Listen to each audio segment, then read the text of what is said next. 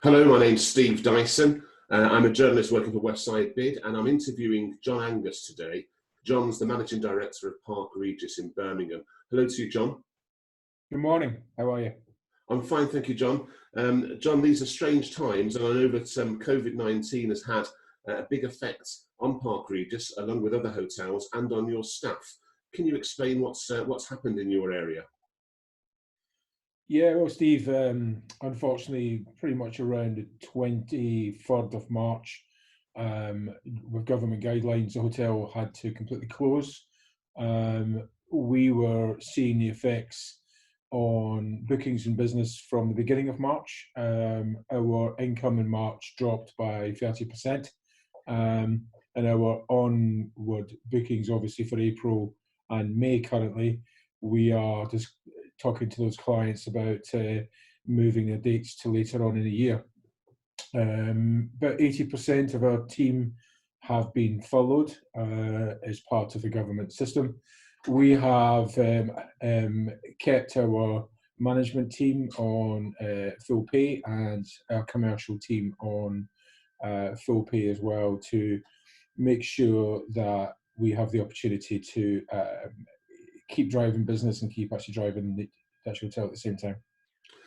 John, I understand that in recent days you've either reopened or are planning to reopen parts of the hotel to assist key workers, people from the NHS and other key roles, to help them to have some accommodation in the area. Is that right?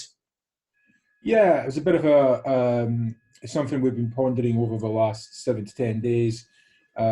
We've had a number of inquiries from different bodies, ranging from the local NHS to general sort of healthcare workers, to the actual Ministry of Defence, actual asylum seekers. So all these inquiries are coming through our teams, and we spent a considerable amount of time looking at the safety of our staff and how we could ensure, if we did reopen the property, we could do that. Now, we've got a bank of risk assessments. We have a system in place to manage social distancing. We have, very similar to a supermarket, we've got tape all over the public areas actually of the hotel so that people can keep a distance. And crucially, we are not going to be servicing bedrooms, so we will actually provide the actual facilities, but we wouldn't ask our team at this stage to do that. And then we've got PPE, etc., etc. The overriding thing for us was about being there to help. It's pretty clear that the NHS are doing an amazing job, and if there's anything that we could possibly do to help, this isn't a profit actual making exercise. This is about making a bit back, because actually we've been asked, but I got to emphasise, our salespeople haven't gone out to try to sell this. This has been people asking us.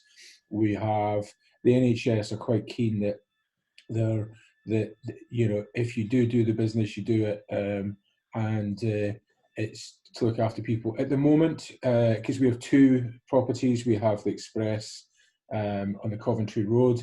We've got about 6 to 10 rooms in the Express at the moment.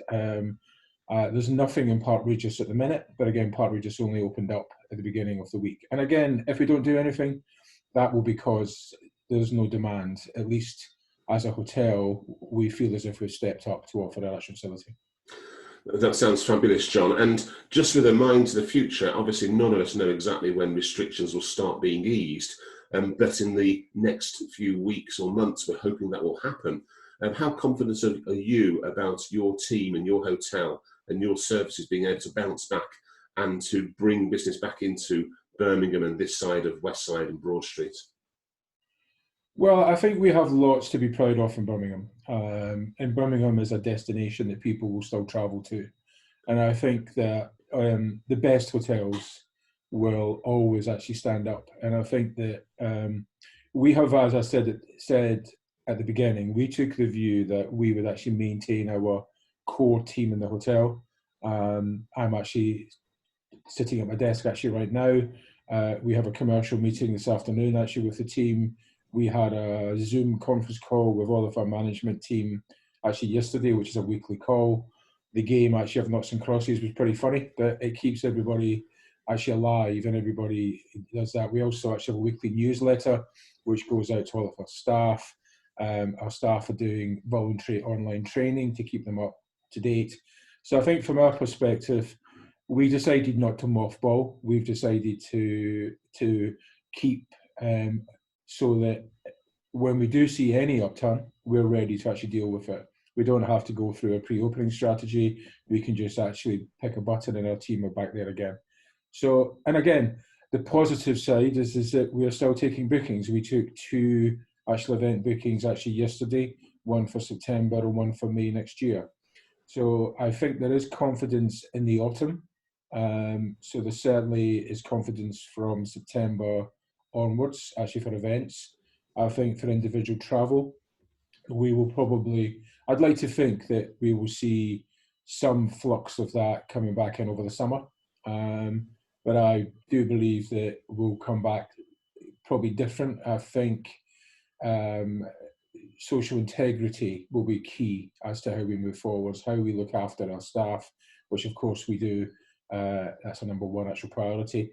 I think, we've got to be able to adapt. And I think crucially, that's why actually maintaining our team and having lots of experts on actual webcasts and looking at actually what's happening in the industry means that we'll be able to actually react very, very quickly. John Angus, Managing Director of Park Regis Birmingham, many thanks for joining us and best wishes to you and your staff. Keep safe out there. Thank you very much.